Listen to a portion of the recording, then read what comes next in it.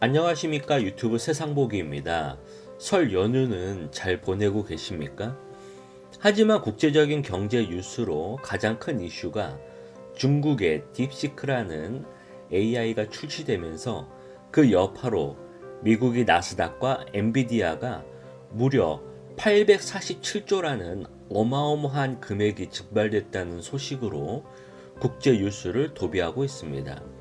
최근에 트럼프가 다시 대통령으로 취임하면서 그동안 공약했던 이민자 추방이라든지 관세 정책 등 관련해서 행정명령을 서명하는 퍼포먼스를 하면서 지지자들한테 정치 효능감을 만끽할 수 있도록 선보였는데요. 이와 관련해서 당연히 그동안 공언해왔던 중국에 대한 관세 정책과 IT, 반도체 기술이나 전기 자동차 등 경제 압박을 통해 중국의 부상을 억누르고 미국이 G2로 내려오는 걸 막기 위해 강력하게 실행할 거라는 것은 누구나 알고 있는 주지 사실입니다. 하지만 이번에 딥시크 사태를 볼 때 이미 IT 기술주에서도 중국이 기술 굴기에 이렇게 쉽게 허물어졌는데 과연 앞으로 관세 정책은 어떨까요? 아무리 트럼프가 용을 쓴다고 해도 관세 정책으로 중국에게 경제적 봉쇄를 하는 게 결국 실패할 것이라는 게 과거의 사례를 볼 때 이미 예견된 미래입니다.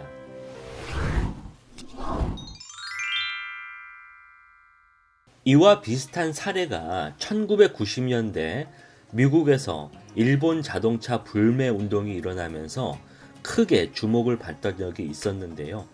당시 일본은 제조업 최대 강국으로 전 세계 경제를 좌지우지하던 시기였고, 그래서 미국이 일본에 대해서 위기의식을 가지고 각종 수입 규제라든지 대통령이 나서서 미국산 물건을 수입하라고 압박하던 시기였습니다. 그런데 미국의 자동차 산업은 그동안 미국의 중산층을 견인했던 가장 미국적인 제조업 산업이었는데요. 그런 미국이 상대적으로 연비도 적고 또 고장도 잘 안 나는 일본산이 점점 시장을 점유해 나가자 이에 크게 위기의식을 갖고 언론이라든지 사회 전반 분위기가 일본 차에 대해 배척하는 분위기로 몰고 갔었는데요. 하지만 이런 애국적 불매 운동이 우리나라 같이 아시아 국가나 유럽에서는 어느 정도 통할 수는 있지만은 미국에서는 통할 수 없는 게 자동차는 미국인에겐 항상 신고 다니는 신발과 같은 그런 물건이기 때문에 그냥 집 밖에 나가면은 당연히 몰고 나가는 게 자동차인 겁니다. 그냥 생필품인 건데요. 그리고 미국같이 선진국에서는 자동차 공인비도 상당히 비싸기 때문에 미국 가정에서는 차고에서 웬만한 경정비는 다 수리해서 타고 다니는 문화입니다.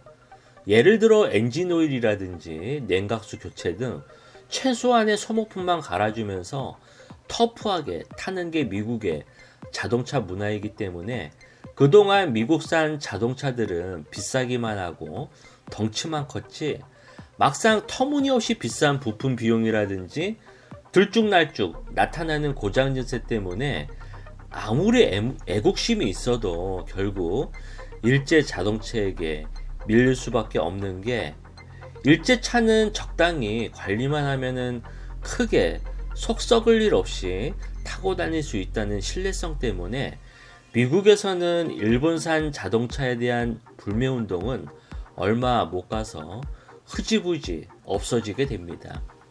미국에서는 유럽산, 특히 독일같이 벤츠나 BMW 같은 고급 브랜드도 힘을 못 쓰는 게 독일 차도 은근히 고장이 많습니다. 그리고 역시 부품비도 비싸고 정비하기도 까다로운 구조 때문에 미국인들의 라이프 스타일에는 안 맞는 차들이기 때문입니다. 그래서 지금도 미국인들이 자동차를 구입할 때 가장 우선순위로 드는 게 일제 자동차이고 가장 많이 판매되는 차입니다. 또한 예전에 트럼프의 관세 정책이 이미 실패한 적이 있습니다. 바로 트럼프 집권 1기인 2018년 때 미국이 세탁기 제조사 월풀이 로비로 인해 한국산 세탁기에 대한 보호무역 관세로 최초 120만 대까지는 20%, 이후에는 50%까지 높은 관세를 때렸지만 결국 나중에 가서 LG, 삼성에 밀릴 수밖에 없었던 것은 미국이 월풀 세탁기 자체가 높은 가격에 비해 변화와 혁신이 없었기 때문입니다. 그래서 여태까지 해왔던 대로 구닥다리 디자인과 특별한 기능이 없었는데 반해 상대적으로 디자인도 훌륭하고 점점 기술이 진화하여 성능도 탁월하고 특히 가격 경쟁력에 있어서도 생산 효율성을 높이고 공급망 관리를 최적화하여 트럼프가 아무리 높은 관세를 먹인다고 해도 미국이 월풀 세탁기와 가격 경쟁을 갖출 수 있었기 때문에 결국 한국 세탁기에 밀릴 수밖에 없었습니다. 그래서 트럼프 1기 때 이미 관세 정책이 실패한 것은 세계 공급망은 이미 치밀하게 다변화되어 있는데 특정 국가 한 곳에 관세를 높게 매긴다고 해도 결국 그게 연쇄 반응을 일으켜 최종 미국에 수입되는 물가는 높아질 수밖에 없고, 그래서 결국 미국인들이 시장에서 사는 체감 물가는 더욱더 높아지는 악순환을 겪게 되는 것입니다. 지금이 미국이 중국에 대한 무역 관세를 높이는 게 실패할 수밖에 없는 것은 현재 미국의 중산층은 없어지고 대다수의 일반 서민들의 생활은 점점 어렵기 때문입니다. 사람들의 생활이 여유롭고 풍족하면은 평소에 씀씀이도 많아지고, 그리고 될 수 있으면은 돈이 좀 들더라도 질 좋고 브랜드 있는 제품을 선호하는 것은 인지상정입니다. 그냥 쉽게 예를 들어 지금 대한민국에서도 다들 가게가 어려워서 경제 활동이 위축되고 있지 않습니까? 그래서 대다수 골목 상권에 있는 가게들이 문을 닫고 있고 외식도 줄이고 있는 형편에 그나마 잘 되고 있는 곳은 다이소 같은 저가 생활용품점이 그나마 점점 매장이 늘어나고 있는 추세입니다. 다이소 가서 물건을 보시면 아시겠지만 대다수가 중국산 저가 제품입니다. 즉, 대한민국에서도 이젠 중국산 제품이 없으면은 물가는 천정부지로 높아질 수밖에 없기 때문에 점점 많은 사람들이 어쩔 수 없이 중국산 제품을 쓸 수밖에 없는 그런 상황이 됐습니다.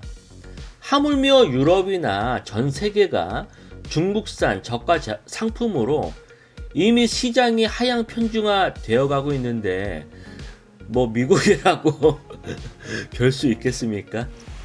그리고 중국산 제품이 값만 싸고 품질은 형편없는 이런 저가 제품만 있는 게 아니라 중국 드론 같은 경우 이미 전 세계를 평정하고 있고, 로봇 청소기 같은 경우도 100만 원이 넘는 그런 고가의 가전제품이지만은 이미 대한민국에서 1위를 하고 있습니다. 그리고 전 세계가 중국산 제품을 수입 금지할 수 없는 게 대다수의 수많은 공정이 들어가는, 그만큼 손이 많이 가는 미완의 중간 단계의 제품을 수입해 가지고 그냥 심플하게 완성도 있게 제품을 다듬고 핵심 부품만 끼워 넣는 식으로 완제품을 만들어 판매하는 게 현재의 대다수 글로벌 기업의 상황입니다. 이미 전 세계가 이렇게 제조업에 중국산 제품이 없으면은 돌아가지 않는 이런 상황에서 미국만 나 홀로 중국산 제품에 고관세를 때린다는 것은 결국 미국인들만 자승자박하는 꼴로 트럼프의 정책은 근시안적 미봉책일 뿐입니다. 그래서 트럼프의 이러한 대중국 관세 정책은 나중에 가서 흐지부지 하는 척만 할 것이고, 전기차나 반도체 같은 무역전쟁의 상징적인 품목만 금지함으로써 트럼프식 편가르기 정치에 지지자들한테만 생색내기 쇼인 정치라는 겁니다.